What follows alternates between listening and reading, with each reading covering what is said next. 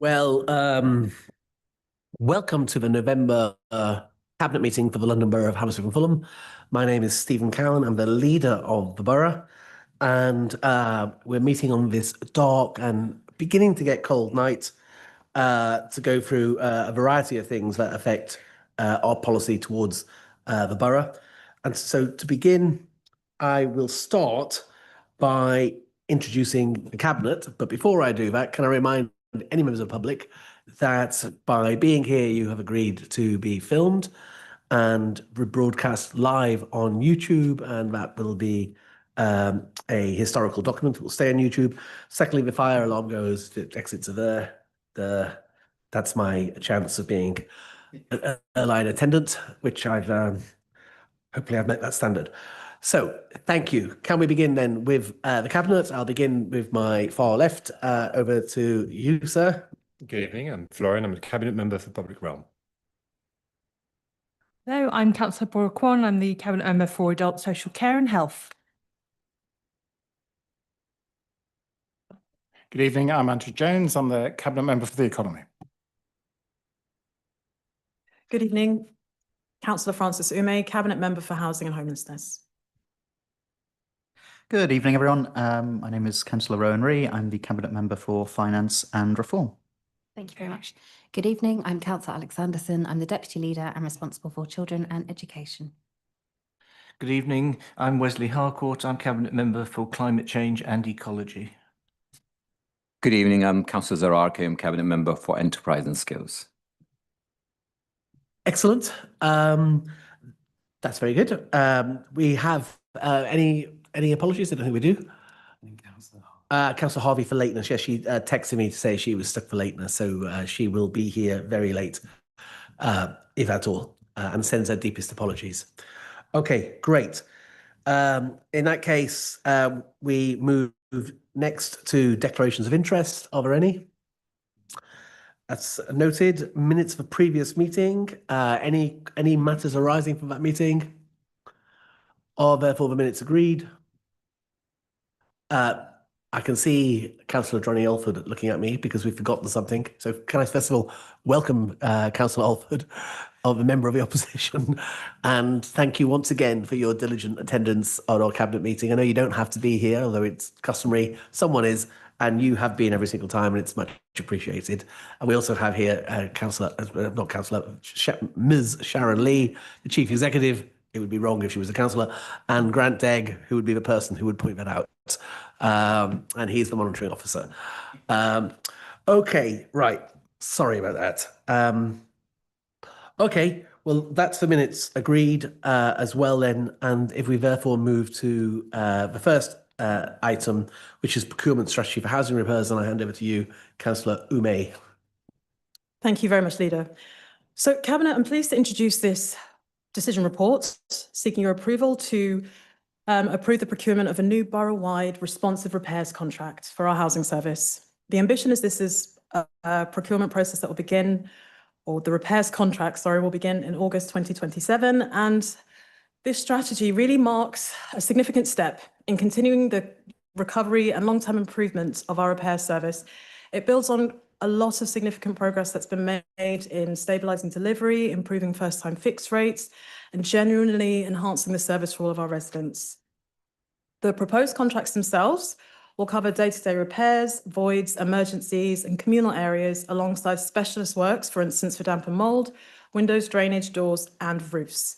It's fundamentally built on the principles of having a mixed economy, whereby there'll be external contractors providing the repairs contract service, in addition to in-house direct labour organisation members who will help to provide that service too. It's based on responses and feedback from residents who have also fed into this process and described the fact that they would equally like to have local members of staff, people they recognise, fitting repairs into their home, but also built on the principles, as mentioned, of having a mixed model that really responds to the needs of the housing that we have within the borough. So the procurement itself will be delivered through a competitive, flexible procedure. And really importantly, the strategy itself embeds social value priorities, which will be focused on working with local businesses, creating jobs, and promoting health and well-being, and advancing our climate contributions. That's an excellent summary. Thank you very much, Councillor Umey. May I ask, are there any questions from the Cabinet? No. Councillor Alford?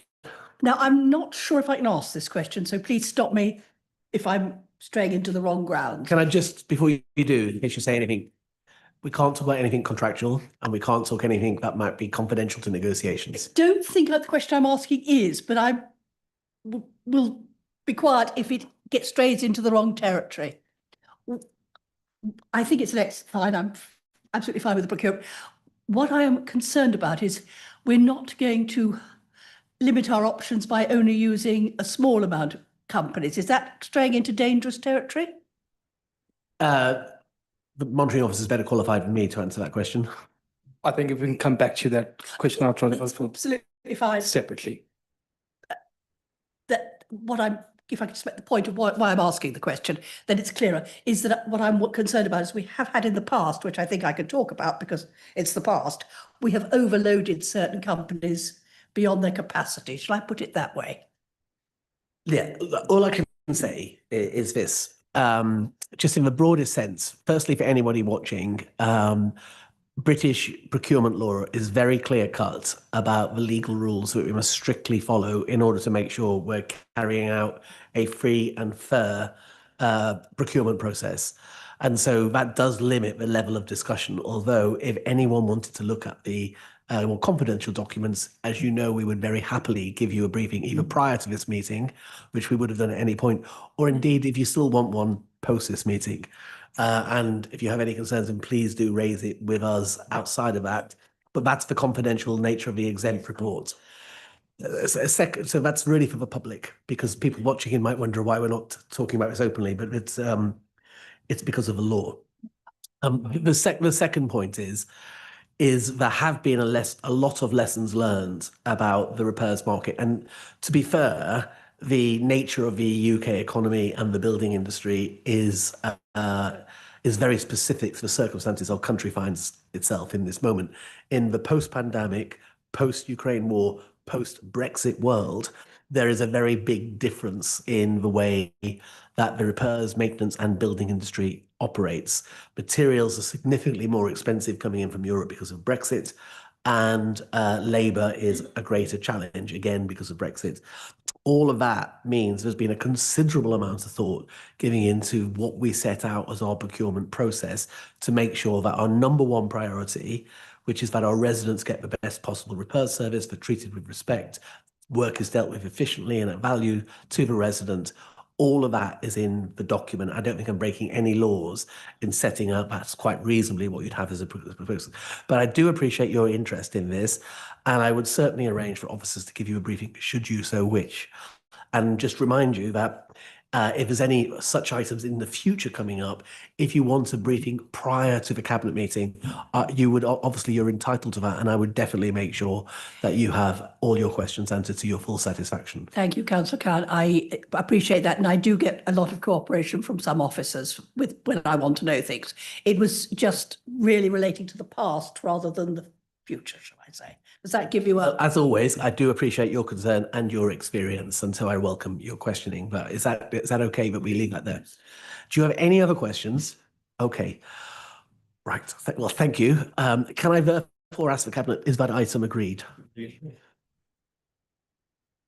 Thank you. Next item, then, item number 5, extension and variation of the repairs and maintenance South Area contract. Councillor Umey.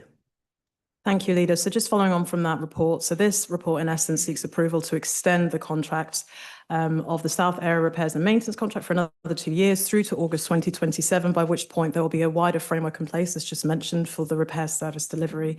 It ensures continuity of service whilst there is preparation work underway for the successor contract, and obviously it aligns the contract value with projected spend as well and incorporates the cost of the extension. Okay, are there any questions from the Cabinet on that item? Can I ask the opposition, are there any questions from you, Councillor? Councillor Umey and I have already had a chat. Right. And, okay. In that case, can I ask, is this item agreed? Agreed. Thank you very much. We now move on to update on the housing company. Over to you, Councillor Ree. Thank you very much. So you may remember in a previous cabinet meeting, we agreed to create a council-owned housing company. This would serve a number of purposes. It would increase our housing stock. That would allow us to bring some of the complex voids back into use, and it would help to ease some of the strain on temporary accommodation that we're seeing within our revenue budget. Having agreed to establish the company, we are now coming back to seek approval for the business plan, and this includes a pilot scheme in which the company would purchase 3 disused blocks to create 7 new homes. Excellent. Right. Questions from the Cabinet first. Anything?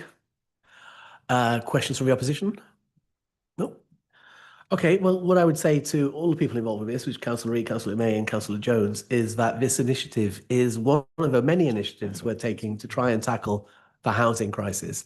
And the housing crisis is one of the most difficult things that plagues our society. People have a right to certain things like good health, good education, good work, and a good, safe place to call a home. And that has not worked in Britain for a very long time. This councillors, and Councillor Jones would point out, the Cabinet Member for the Economy, who's responsible for house building, is building more homes per square kilometre than probably any council in the country. And as a consequence, many of those homes are genuinely affordable, and many of those homes are at environmental friendly standards, which will keep the bills low for those who rent it. That is one part of tackling the crisis. The other part is finding ways of taking up older buildings and bringing them back into public use. That's what this paper does, and it sits along our other policy of trying to improve the quality of private rented sector homes. The combination of all those policies should mean that we're getting more homes that are genuinely affordable and safe and decent to live in than we've had in a generation. But we are trying to fix something that is a much bigger problem. I think every government, local, regional and national, is focused on this issue. The problem is it will take us some time, but I'm glad that we're ahead of the pack, and thank all 3 Cabinet members for your fantastic leadership on the housing issue. In that case, is this item agreed? Thanks very much. Key decision list to note, that's item 7. Please note that. And item number 8, exempt discussion on exempt items. Happy to do that, but later on, and therefore